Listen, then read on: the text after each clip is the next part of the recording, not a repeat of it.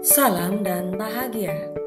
Di sini saya akan menjelaskan tentang demonstrasi kontekstual modul 3.1 tentang pengambilan keputusan berbasis nilai kebajikan sebagai pemimpin. Bersama saya, Selviyanti Bali, calon guru penggerak angkatan 11 dari Nia Selatan, Sumatera Utara, didampingi oleh Ibu Herta Sialagan, SPD MM selaku fasilitator, dan Bapak Beatus B. Halawas, SPD selaku pengajar praktik. Adapun tujuan dari pembelajaran modul 3.1 ini adalah calon guru penggerak dapat melakukan suatu analisis atas penerapan proses pengambilan keputusan berdasarkan pengetahuan yang telah dipelajarinya tentang berbagai paradigma, prinsip pengambilan dan pengujian keputusan di sekolah asal masing-masing dan di sekolah atau lingkungan lain. Sedangkan kegiatan yang dilaksanakan berupa wawancara dengan pimpinan atau kepala sekolah. Narasumber saya dalam hal ini ada 2 kepala sekolah, yaitu yang pertama Bapak Studi Duha SPD selaku Kepala Sekolah SMP Negeri 2 Teluk Dalam, dan Ibu Maria Maristela Bago SPD selaku Kepala Sekolah TKK Pembina Baluse Teluk Dalam. Berikut hasil wawancara saya bersama Bapak Studi 2 SPD selaku Kepala Sekolah SMP Negeri 2 Teluk Dalam. Silahkan simak.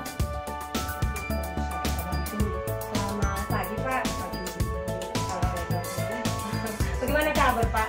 Ya, biasa saja Mas. Oke Pak, begini, kami kan ada tugas wawancara, mewawancarai kepala sekolah untuk tugas mengenai modul 3.1 mengenai pengambilan keputusan berbasis nilai kebajikan sebagai seorang pemimpin. Jadi selama ini kami belajar tentang dilema etika atau bujukan moral. Dilema etika itu artinya seorang pemimpin mengambil keputusan antara benar dengan benar. Jadi dilema, mau pilih yang mana. Sedangkan yang satunya bujukan moral itu antara benar ataupun salah. Nah, selama ini kan sudah pastinya kan banyak kasus ya Pak ya di sekolah ya Pak ya, banyak masalah yang dihadapi. Nah, jadi di sini saya mau mengajukan beberapa pertanyaan nih Pak. Boleh ya Pak ya? Bisa kita jawab. Baik Pak, terima kasih Pak ya. Bisa membantu ini dulu. Pertanyaan yang pertama Pak. Baik. Selama ini bagaimana Bapak dapat mengidentifikasi kasus-kasus yang merupakan dilema etika atau bujukan moral? Iya, baik. Banyak sekali pertanyaan itu. Kenapa? Karena tugas kita sebagai pendidik ini membentuk moral siswa. Nah, jadi kadang-kadang di antara siswa ini di dalam mengambil suatu keputusan itu kita dilema antara yang mana mau kita ambil. Pada pokoknya bahwa kita sebagai pemimpin atau sebagai pendidik, kita itu harus mengidentifikasi pokok permasalahannya. Setelah kita mengidentifikasi pokok permasalahannya, maka perlu kita mencari sebab dan akibat. Apa sebab kenapa terjadi, kenapa anak ini berubah, kenapa moral anak ini kurang bagus. Kadang-kadang suatu dilema buat kita. Kadang siswa ini kan cerdas aktif, berkuasa antara materi di sana. Maka dalam hal ini kita juga mengidentifikasi apakah ada dasarnya dari seorang tenaga pendidik yang memang metode mengajarnya yang kurang pas untuk seorang anak. Terkadang di survei lingkungan belajar itu kan muncul pertanyaan. Ya, survei lingkungan belajar. Jadi kita sekarang sebagai pemimpin di dalam mengambil suatu keputusan itu perlu mengidentifikasi, mencari tahu suatu masalah, kemudian setelah kita mencari suatu masalah, kita mencari penyelesaian. Setelah mencari penyelesaiannya, barulah kita mengambil suatu keputusan yang lebih dari kita. mencari apa yang menjadi pokok permasalahan ya Pak ya, sehingga Bapak bisa mengambil keputusan di dalam menghadapi kasus-kasus yang merupakan dilema etika ataupun rujukan moral ya Pak ya. Oke, baik Pak. Lalu Pak, selama ini bagaimana Bapak menjalankan pengambilan keputusan di sekolah, terutama untuk kasus-kasus di mana ada dua kepentingan yang sama-sama benar atau sama-sama mengandung nilai kebajikan? Ya, baik. Dia antara 50% ini buku pertanyaan itu. Iya Pak. Jadi 50% ini bagaimana cara kita. Ya. Yang pertama memang kalau suatu keputusan ada dua yang mau kita ambil. Iya. Kalau kita ambil yang satu, ini juga penting. Iya. Kita tinggalkan juga ini juga penting. Iya Pak. Ya. Tetapi kita sebagai pemimpin kita harus melihat mana yang terpenting, dan berupaya universal ya terhadap semua anggota daripada seorang pemimpin. Misalnya saya sebagai pemimpin bermanfaat semua kepada semua masyarakat sekolah lah. Nah, kalau seandainya yang satu hanya dari tadi misalnya kita perkirakan tidak bersifat Indonesia atau bersifat Islam, maka yang lebih kita utamakan untuk mengambil suatu kepentingan itu adalah yang bersifat umum untuk kepentingan masyarakat. Berarti yang umum ya Pak ya, yang lebih memihak kepada kepentingan orang banyak ya Pak ya, itu yang lebih diutamakan ya Pak dalam keputusan. Baik Pak, kalau begitu langkah-langkah atau prosedur seperti apa yang Bapak lakukan?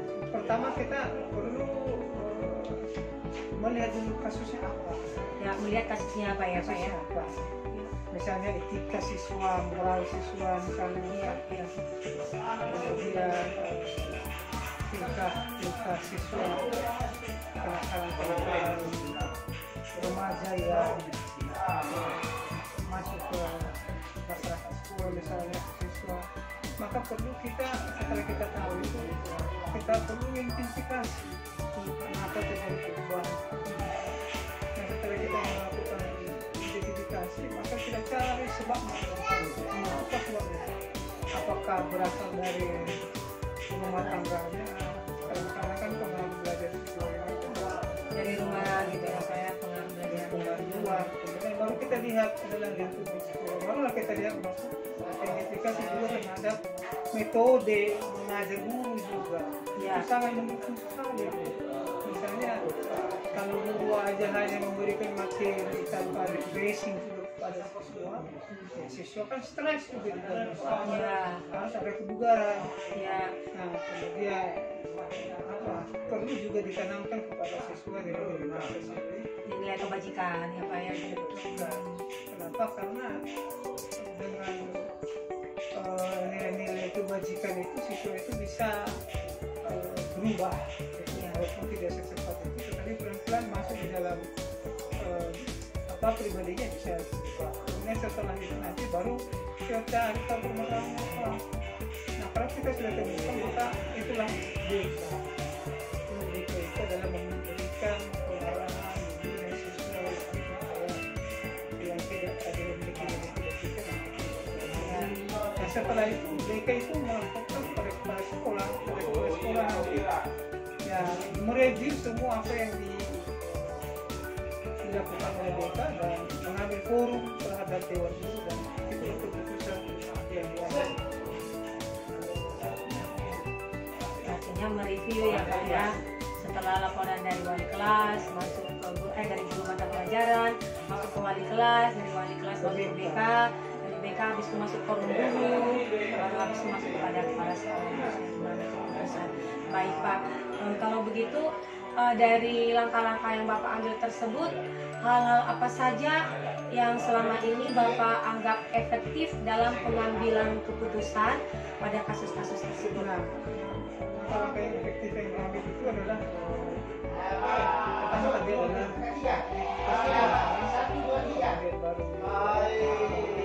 koordinasi. Ada koordinasi antara semua unsur, baik pimpinan maupun BK ataupun wali kelas. Dan terutama adalah kerjasama antara orang tua, pemerintah, bekerjasama ya Pak ya, kolaborasi ya Pak ya, dari pihak lingkup sekolah dan di luar lingkup sekolah ya Pak ya. Oke, kalau begitu Pak, dari apa yang Bapak sudah ambil selama ini, keputusan yang diambil, tantangan apa yang Bapak dapatkan? Ya, tantangan yang kita ambil ini adalah selalu pertama dulu dari pihak luar.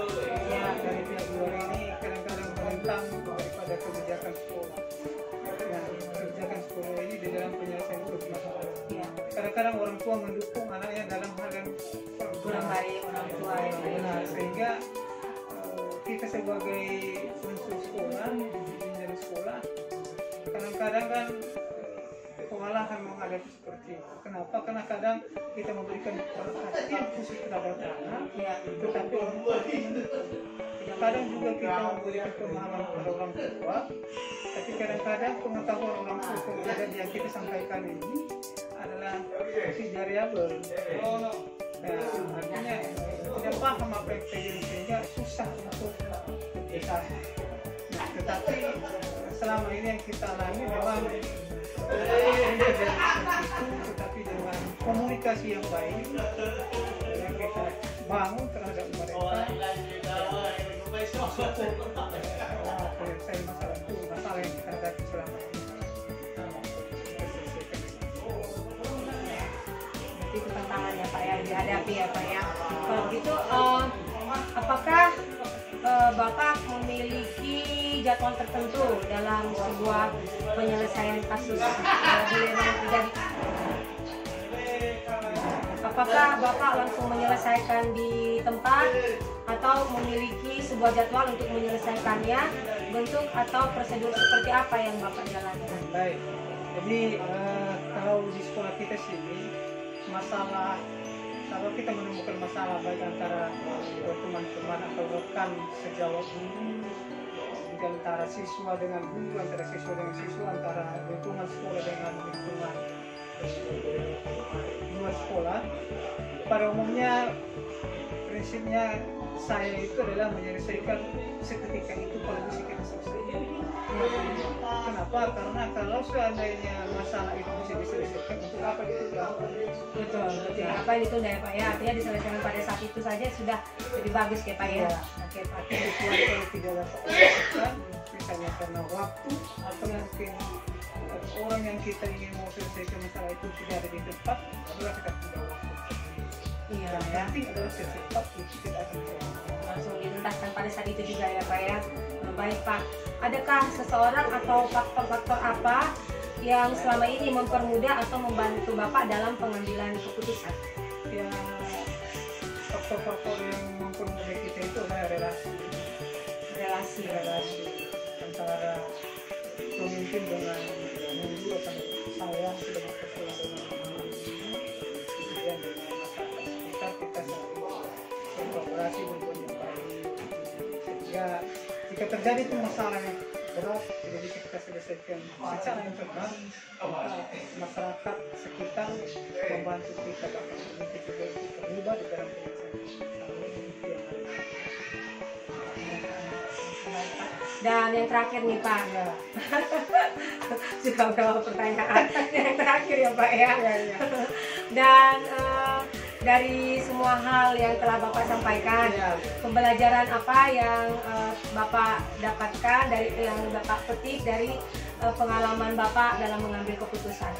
Ya, yang pengalaman saya dalam mengambil satu keputusan itu yang pertama adalah kita tidak sombong sekali. Kita selalu rendah hati. Nah, jadi dengan kerendahan hati kita, orang yang tinggi pasti juga mengikuti yang namanya rendah. Kita memakai sifat air. Ya, hukum alam itu air. Artinya air itu menyesuaikan di mana ya tempatnya. Kemudian air itu bisa membunuh api. Jangan pula karena emosi yang kita hadapi, kami tidak emosi dalam penyelesaian masalah, maka kita juga emosi, maka tidak ada istilahnya masalah itu selesai terbakar. Tapi kalau air bisa mendinginkan, maka membunuh api. Nah, kemudian ya kita mencari tempat yang baik, dan kita yang di atas, itulah yang membuat pengalaman yang sangat berharga ya Pak ya. Berarti dalam pengambilan keputusan-keputusan yang Bapak hadapi begitu banyak tantangan, begitu banyak rintangan, tapi selalu bisa ya Pak ya dalam pengambilan keputusan dan tidak pernah ada masalah ya Pak ya. Setelah selesai ya udah selesai gitu ya Pak ya. Baiklah Pak. Terima kasih Pak ya sudah membantu saya untuk wawancara ini ya, dan semoga kedepannya segala usaha Bapak, segala apapun yang Bapak harapkan untuk sekolah kita, untuk perkembangan semuanya akan berjalan dengan baik dan semakin sukses. Baik, terima kasih juga Ibu, artinya Ibu juga telah memperkuat pengetahuan saya selama ini bagaimana cara bekerja dan sama yang selama ini tidak pernah saya bongkar karena itu ilmu saya sendiri. Dan mudah-mudahan Ibu bisa lulus secepatnya dan bisa diaplikasikan semua pengetahuan ini Ya Pak. diperoleh kepada. Yang penting kalau Bapak kasih izin saya siap. Oke. Terima kasih ya Pak ya. Oke, selamat pagi Pak. Dan ini hasil wawancara bersama Ibu Maristela Bago SPD selaku Kepala Sekolah TKK Terpadu Baluse Teluk Dalam. Silakan disimak. Selamat pagi Ibu Maria. Selamat pagi Bu Bali. Bagaimana kabarnya hari ini Ibu? Puji Tuhan sehat-sehat Bu. Semangat ya Bu ya, kepala sekolah yang hebat ini. Kepala sekolah yang luar biasa. Amin. Di salah satu TK Baluse ya, menghadapi anak-anak kecil yang begitu sangat susah untuk diatur ya Bu ya. Penuh kesabaran Bu. Penuh kesabaran ya Bu ya. Jadi Iya. salut lah saya sama Ibu yang hadapi yang begini. Masih kecil, kalau banyak nggak bisa diatur gitu kan Bu. Iya, betul sekali Bu. Oke lah Ibu, kebetulan kan saya ada tugas mengenai demonstrasi kontekstual mengenai mewawancarai kepala sekolah. Boleh. Jadi karena saya tahu Ibu adalah guru yang mampu mengatasi, kepala sekolah yang mampu mengatasi berbagai masalah yang terjadi di sekolah. Apalagi ini pasti banyak masalah ya menghadapi anak-anak TK ya. Banyak sekali. Jadi saya pikir ini ada baiknya juga saya tanyakan ke Ibu Maria seperti apa sih caranya mengatasi masalah-masalah tersebut, bagaimana caranya mengambil keputusan dalam menghadapi anak-anak begitu, menghadapi guru-gurunya juga. Boleh Bu, boleh. Boleh Bu ya? Boleh Bu, dengan senang hati. Baiklah Ibu, terima kasih untuk meluangkan waktu untuk bisa memberikan kesempatan untuk saya bisa wawancarai Ibu. Oke Bu.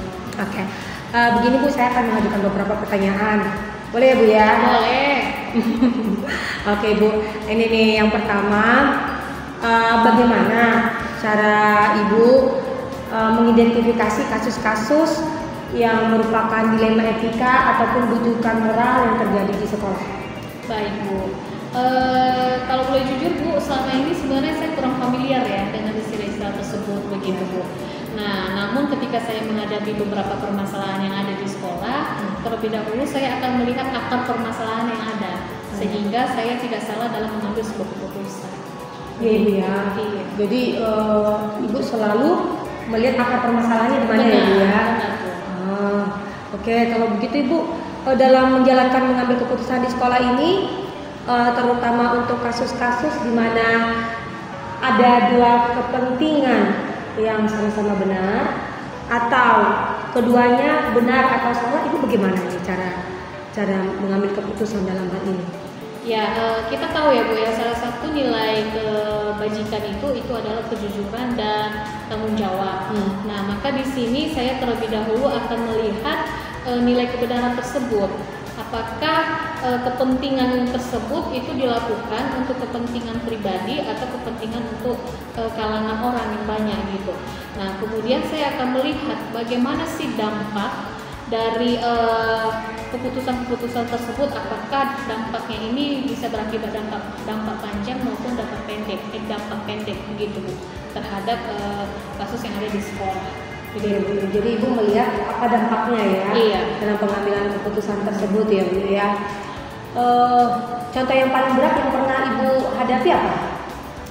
paling berat kasus yang di sekolah, Bu. Ya. Nah, yang paling berat itu, Bu, yang pernah saya hadapi itu kasus anak di kelas TKB.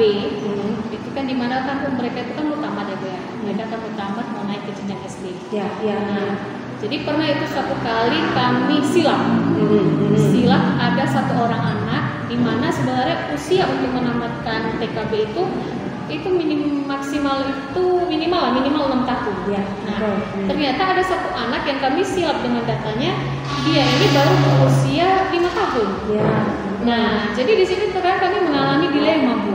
Apakah kami akan meluluskan anak tersebut atau dia tetap lagi selama setahun di sekolah? Ya. Begitu. Nah, Jadi padahal sebenarnya hanya masalah umur aja kan? Iya, sebenarnya ya. masalah umur. Itu kan bukan sesuatu hal yang berat sekali kan? benar. Ya, Bu, ya. Jadi kan kalau kami nilai itu kan kalau kami istilahnya kan kita meninggalkan dia, Ya. tentu psikolog anak itu terganggu kan? Terganggu, betul. Nah, istilahnya dia pasti berpikir dan memiliki perasaan, kok teman-teman saya sudah di SD, saya kok masih di sini. Nah, Benar, itu kan betul. kita melihat ya, Ya. kita nggak mau menjatuhkan mental anak, kita nggak mau Betul. menjatuhkan psikolog anak. Jadi itu kasus yang pernah kami hadapi itu. Gitu. Jadi langkah-langkah apa yang Ibu tempuh kalau menghadapi masalah ini? Kalau dari kasus tersebut, langkah yang kami ambil itu, Bu, itu yang pertama tentunya kami memanggil orang tuanya ya.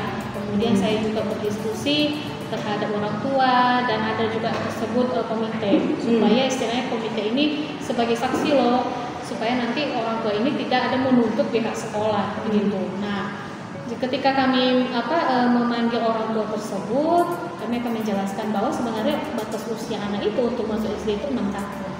Sementara usia anak Bapak ini kan 5 tahun. Ya. Nah, bagaimana? Apakah ini anak tetap di sini setahun lagi atau bagaimana gitu kan? Nah, akhirnya ini orang tua mengatakan, biarlah, Bu, anak saya diluluskan dengan catatan dia tidak akan masuk SD, tapi dia akan masuk ke TK yang lain. Nah, gitu, ngerti nggak, Bu? Jadi dia katanya karena usianya juga belum mencukupi, maka biarlah juga dia istilahnya ya sama-sama dengan teman-temannya, dengan teman-teman seangkatannya, biarlah ya mengikuti acara pelepasan, tapi kami mengambil jalur, kami akan memindahkan anak kami di sekolah yang lain begitu, untuk memenuhi persyaratan bahwa anak masuk SD itu ya 6 tahun begitu.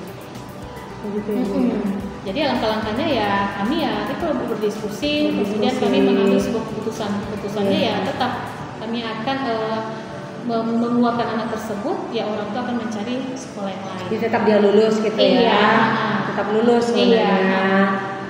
Padahal sebenarnya kalau dipikir sebenarnya ada sebenarnya cara lain sebenarnya ya. Cara lainnya kan termasuk salah satunya adalah anak tersebut bisa menjadi tamu. Siswa tamu di kelas 1 sebenarnya kan. Iya.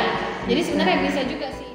Dengan daftar checklist yang pertama, hal-hal menarik apa yang muncul dari wawancara tersebut? Pertanyaan-pertanyaan mengganjal apa yang masih ada dari hasil wawancara bila dibandingkan dengan hal yang Anda pelajari seperti 4 paradigma, 3 prinsip, dan 9 langkah pengujian. Apa yang Anda dapatkan?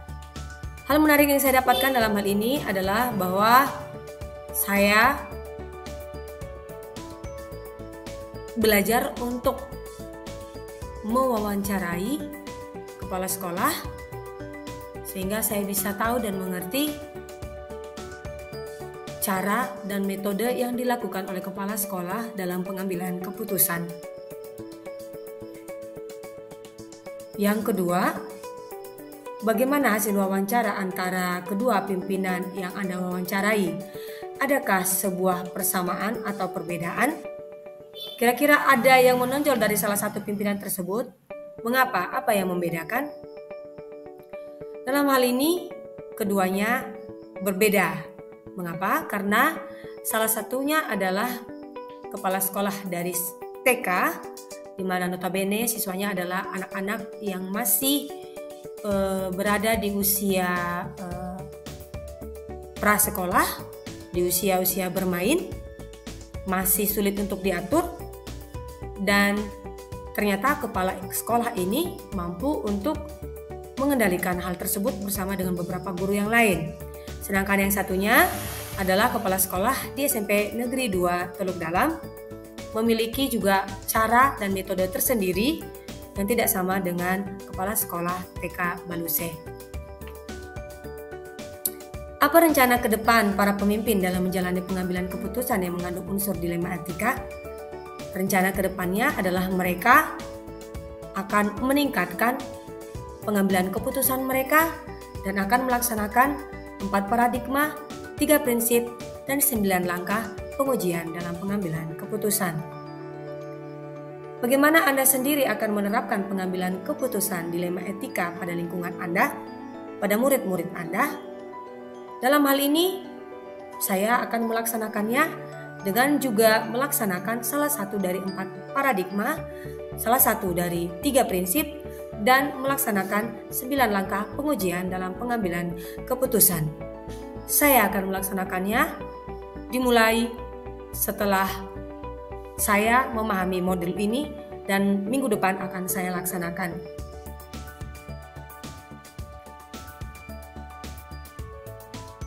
Demikian untuk uraian mengenai wawancara, mengenai teknik kejelasan suara sudah ada, mengenai durasi waktu sudah ada.